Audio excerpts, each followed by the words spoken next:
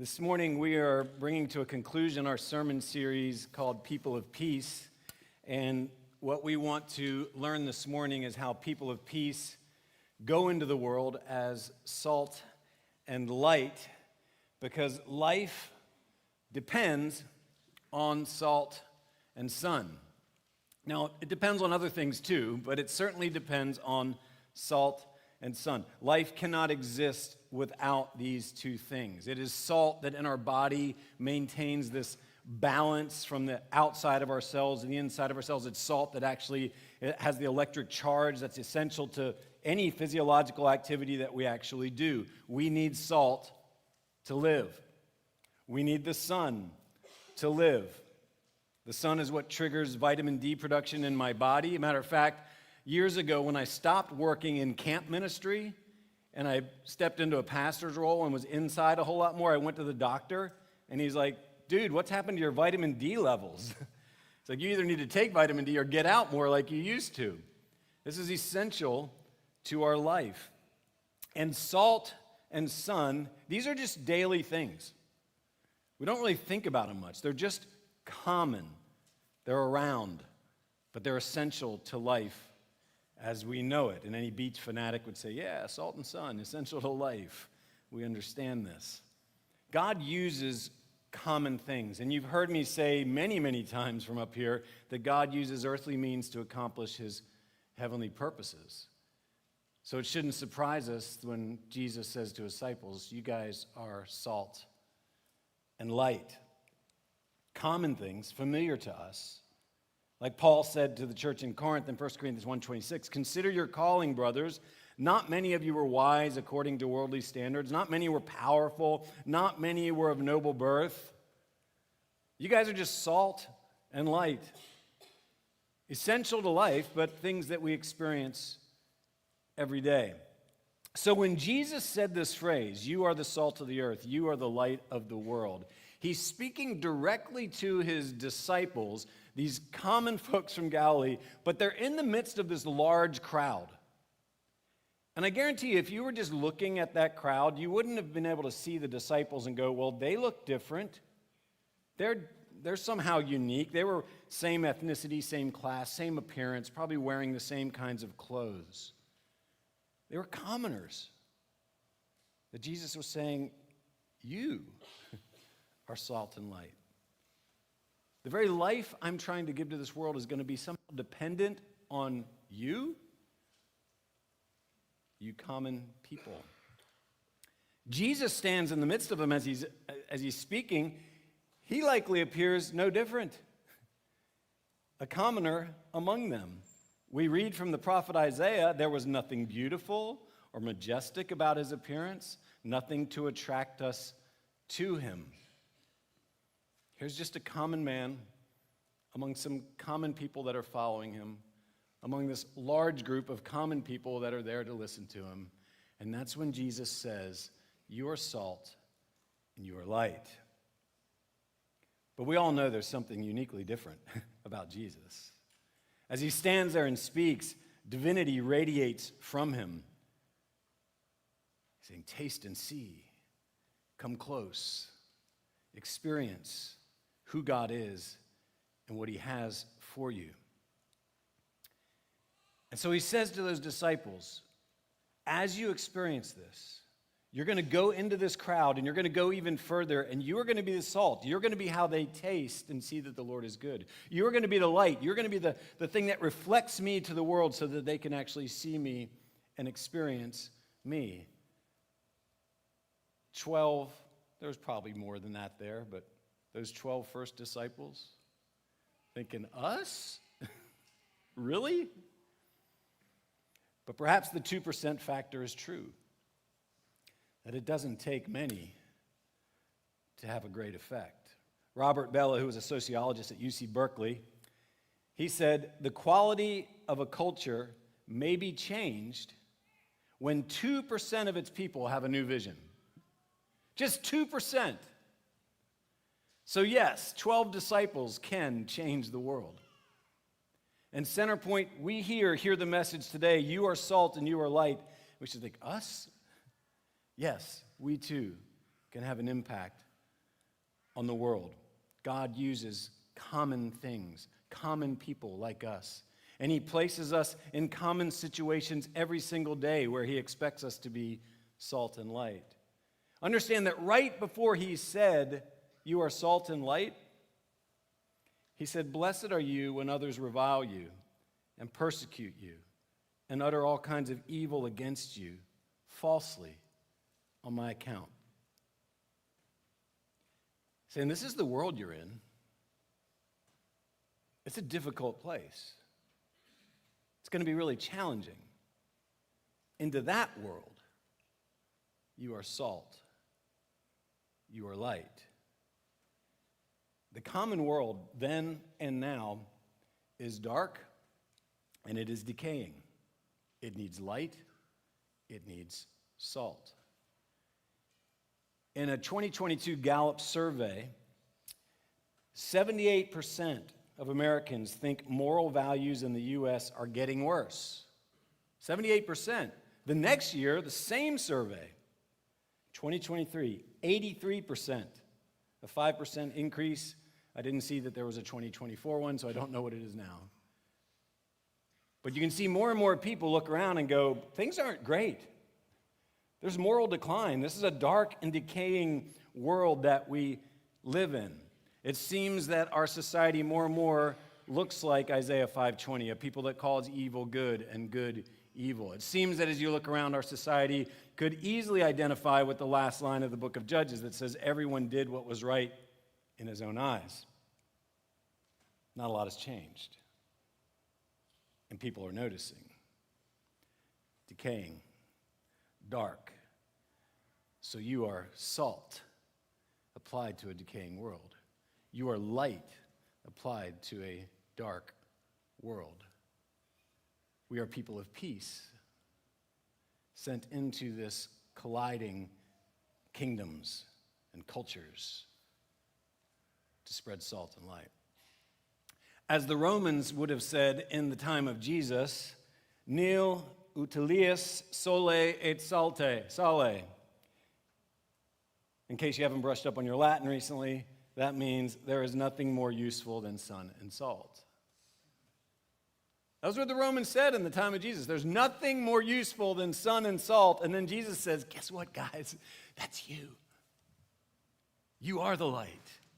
You are the salt. You are what is useful in the hands of my Father as he expands his kingdom around this world. So why salt? Why light?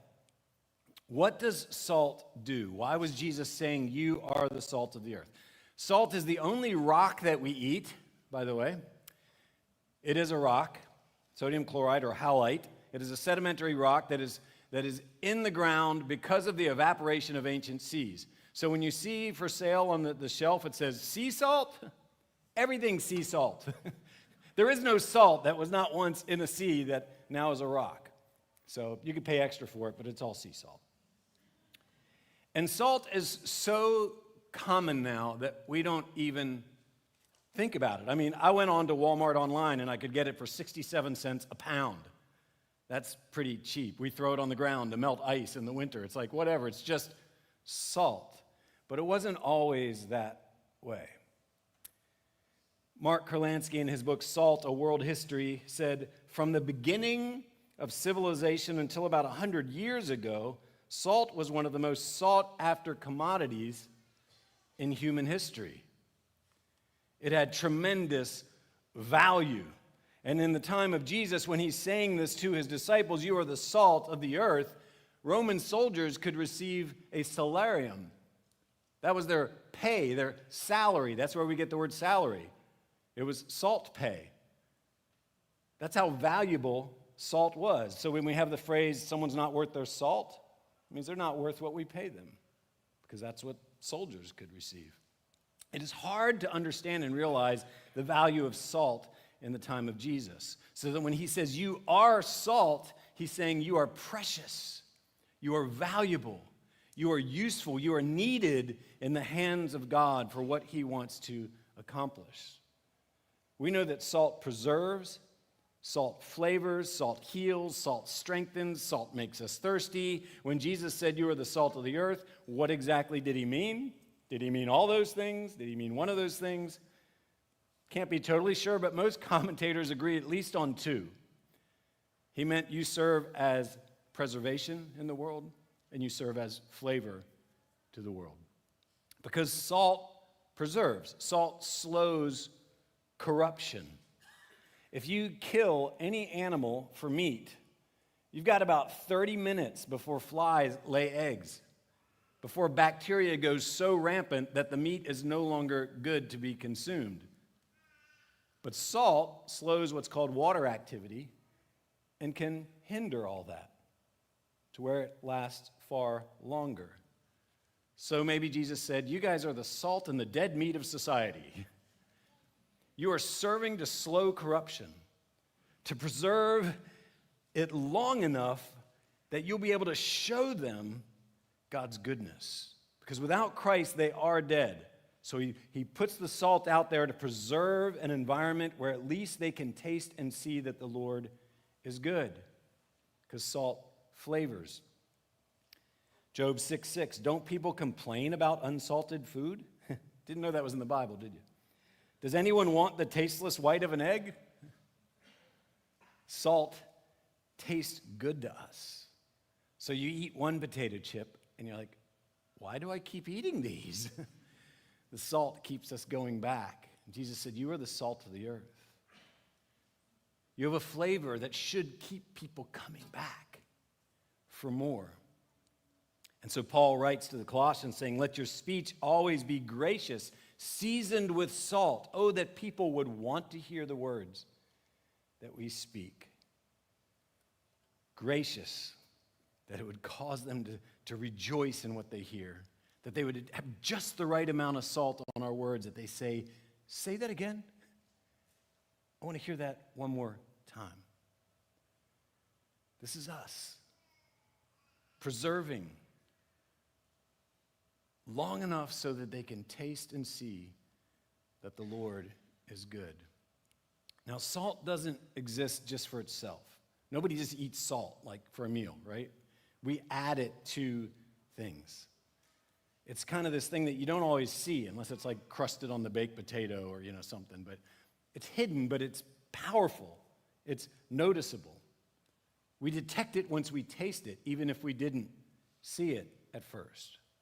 So salt in that way is added to something. And Jesus says, you are the salt of the earth. I want to add you to what I am doing. I want to add you into this world. So don't remain isolated. I need you to be out there among them so that they can taste and see that I am good. And it really doesn't take a whole lot of salt to make a big difference. It's like quiet and yet powerful. It's the 2% of the society that can make the change. Matter of fact, one salt grain is 1/100th of an inch. But it can have a powerful, tremendous effect. And so a few salty citizens can make a powerful difference in a city. Genesis 18. God is about to destroy a city. And Abraham comes to him and says, man, if there's like 50 grains of salt there, if there are 50 righteous people there, would you just preserve that city? God says, sure. He said, okay, how about less? Let's negotiate, God. Then he said, Genesis 18:32, oh, let not the Lord be angry, and I will speak again, but this once, suppose 10 are found there. If there's just 10 grains of salt, 10 righteous people, and the Lord answered, for the sake of 10, I will not destroy it. And the Lord went his way. Let us not underestimate the effects, the power of a few salty people to change the course of a city. You are the salt of the earth. But salt, we know, can also be ineffective. Just as we don't underestimate the effects of just a few grains of salty people in the society, we shouldn't underestimate how easily our impact can be diluted or contaminated. Jesus says, but the salt is no good if it loses its saltiness. And many people have been troubled over that phrase because salt is a very stable compound, sodium chloride. It doesn't change. If you change it, it's no longer salt. And as long as it's sodium chloride, it's salty.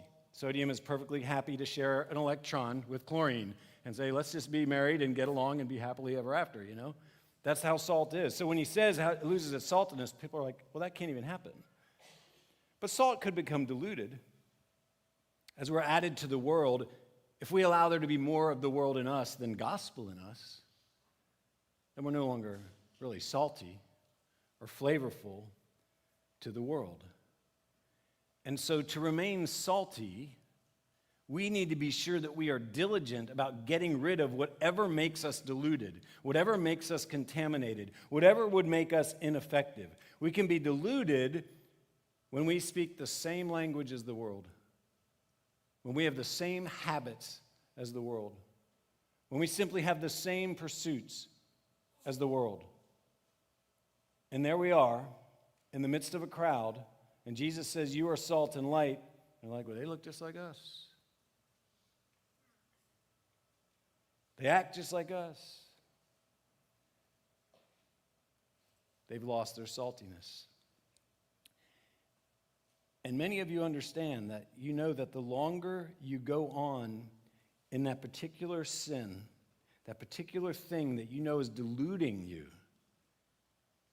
that is making you less salty in this world, that the longer you go on in that, the less you even enjoy the flavor of life. That's so true.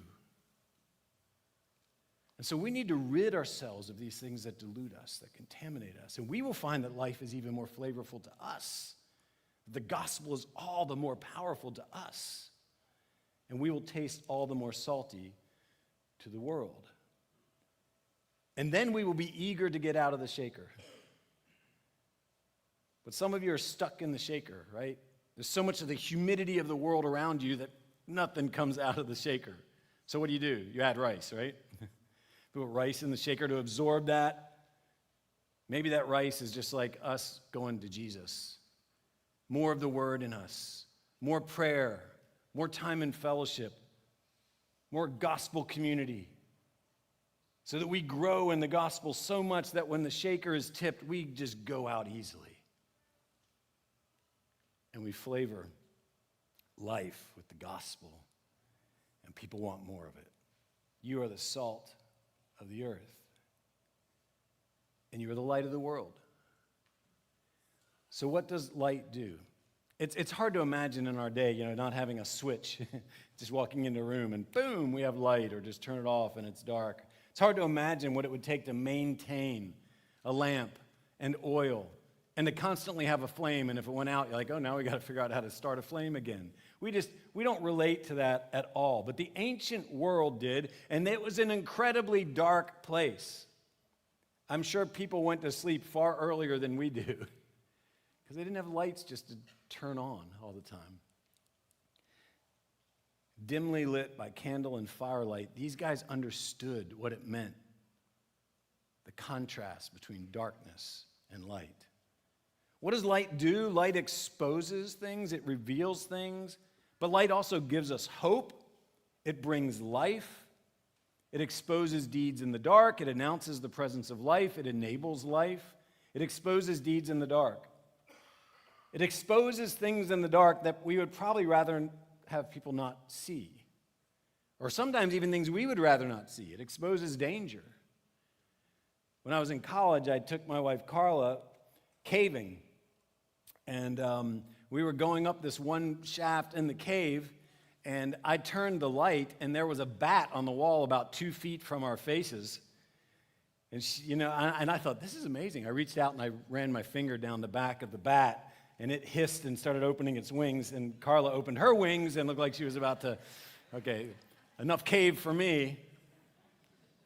So we continued on. And everything was fine until the light came on. Till the light revealed what was there. And you're like, I don't really want to be here anymore. And that's kind of the negative side of being light. We're going to shine a light into a world and say, look, there's dangerous things here in your life. Wouldn't you like to get out of this cave? It may reveal it in our own life, and then we repent. But it's also going to reveal it in others' people's lives. So Carla wanted to get out of that dark cave. Would our light do the same for other people? As our light shines, they're like, I didn't even realize what was around me. I truly want to get out of this. So the contentment that we reveal in our lives, the joy, the peace, because we trust Jesus, that is leading the way. And people say, yes, I want to get out. That's what light does. But it also announces the presence of life. It's not just revealing those scary things in the dark. It's also announcing the presence of life. Jesus said, you are a city on a hill. It cannot be hidden. Oh, so true. I live 9 miles south of Great Bridge, sort of out in the country. And if I look right up in the night, it's dark. I can see lots of stars. But if I turn north, I easily see the presence of life, because Great Bridge just glows on the horizon. I know there's a lot of people that live there.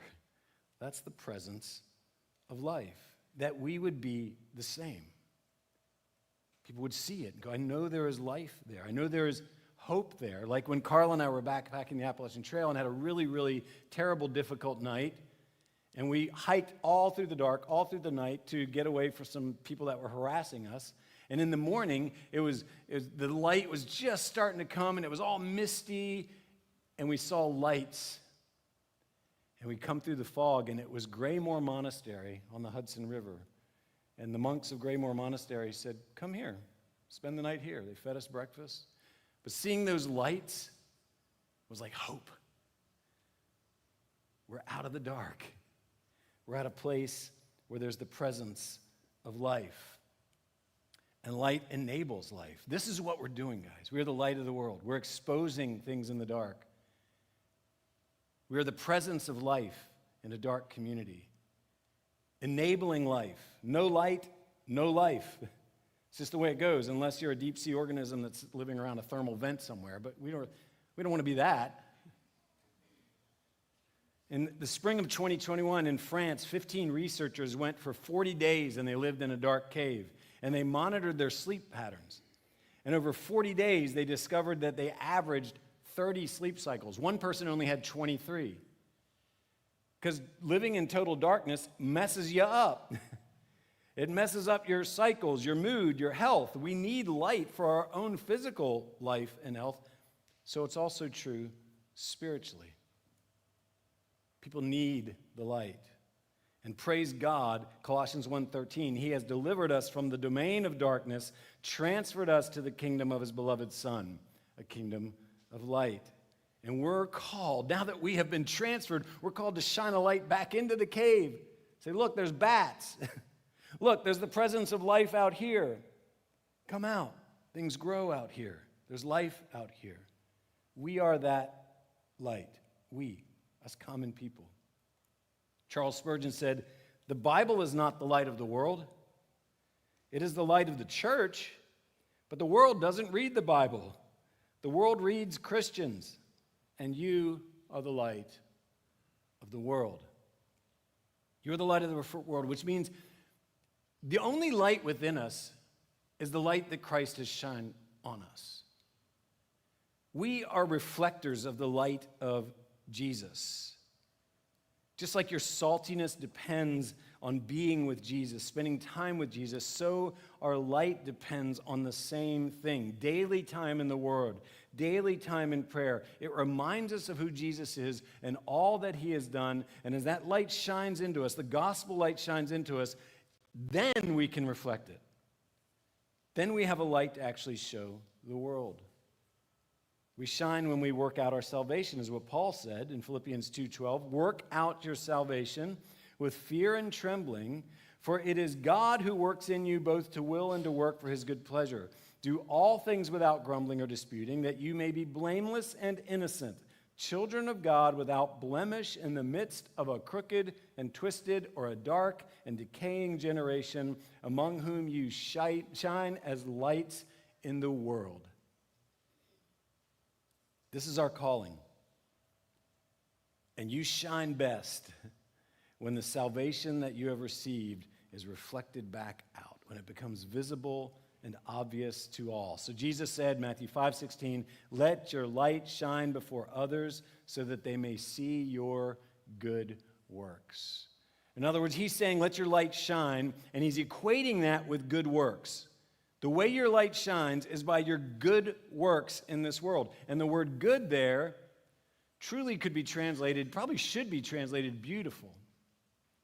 Your beautiful works. When people look at you, do they see the beauty of contentment? The beauty of peace?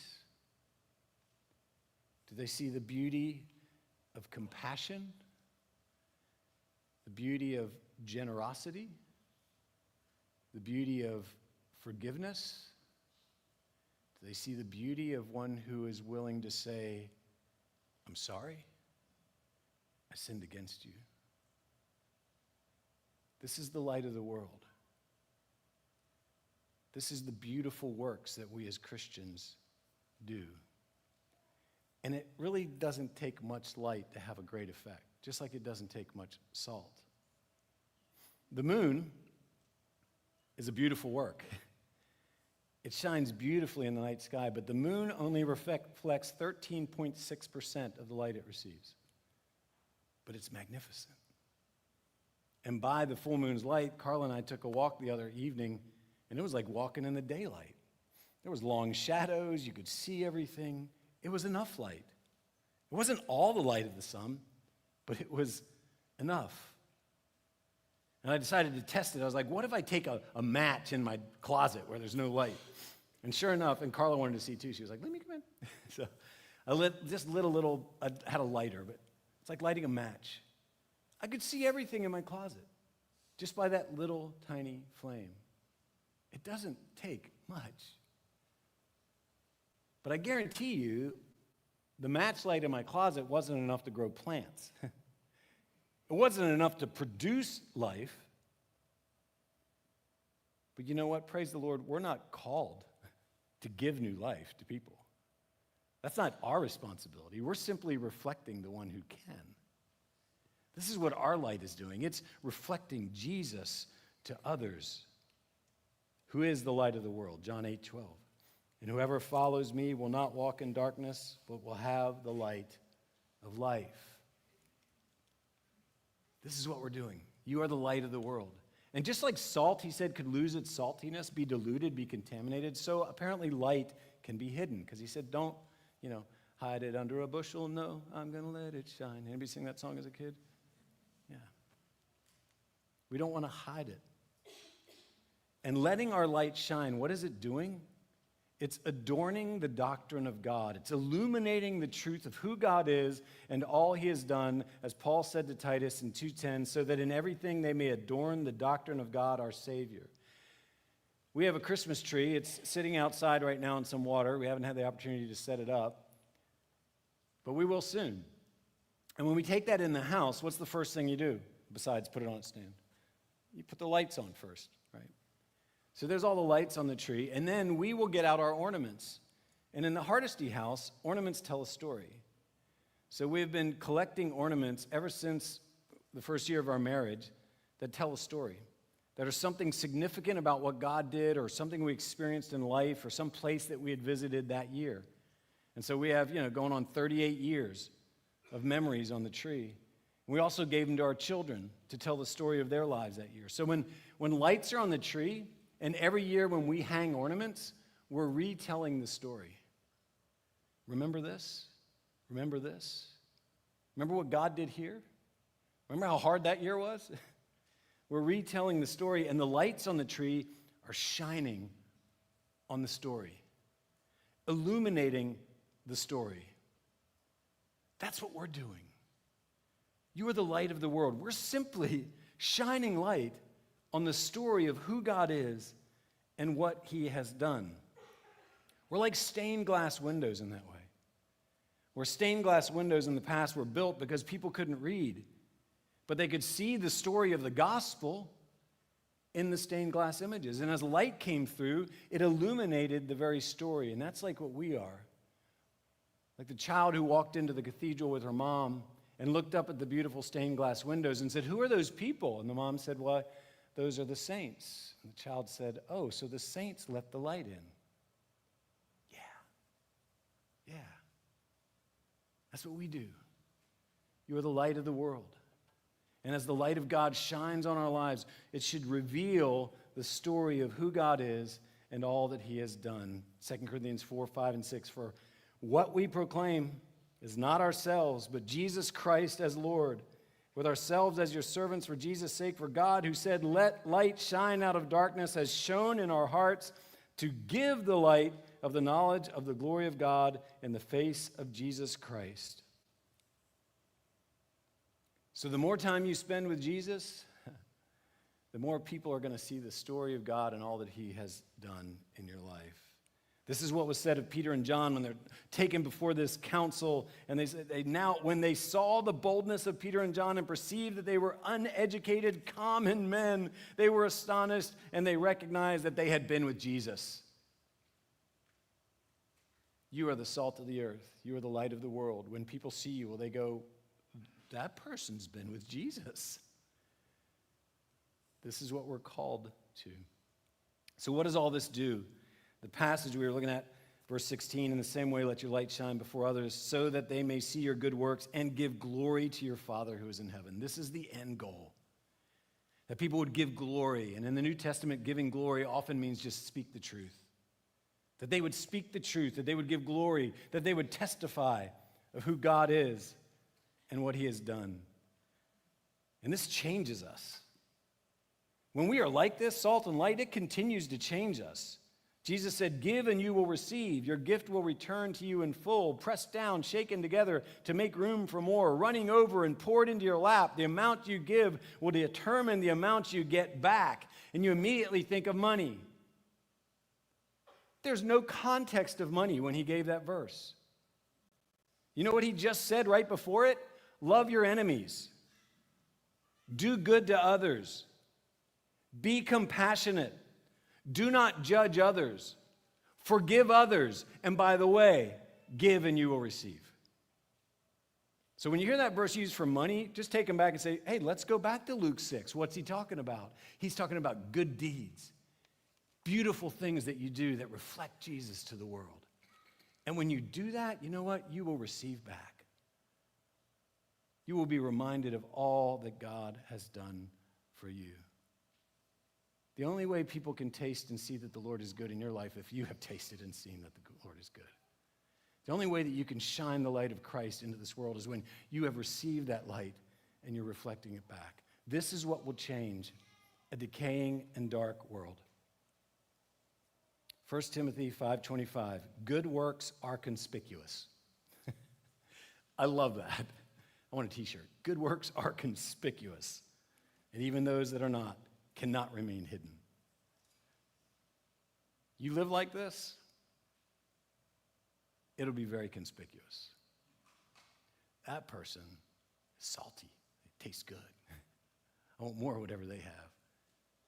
The light they shine tells a story I've never heard before. I want to know more.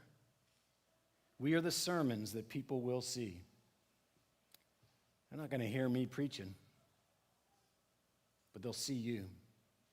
Edgar Guest wrote a poem called Sermons We See. It says, I'd rather see a sermon than hear one any day. I'd rather one would walk with me than merely tell the way. The eye's a better pupil and more willing than the ear. Amen. Fine counsel is confusing, but example's always clear. The best of all the preachers are the men who live their creeds, for to see good put in action is what everybody needs. To see creeds put in action. Now don't lose that. This is how we live, but they need to know the creed as well. The salt we offer, the light we shed, should draw them in to want to hear the creed, to want to hear the story. You are the salt of the earth. You are the light of the world. To your family, to your friends, to your neighbors, to the people that you would consider none of those.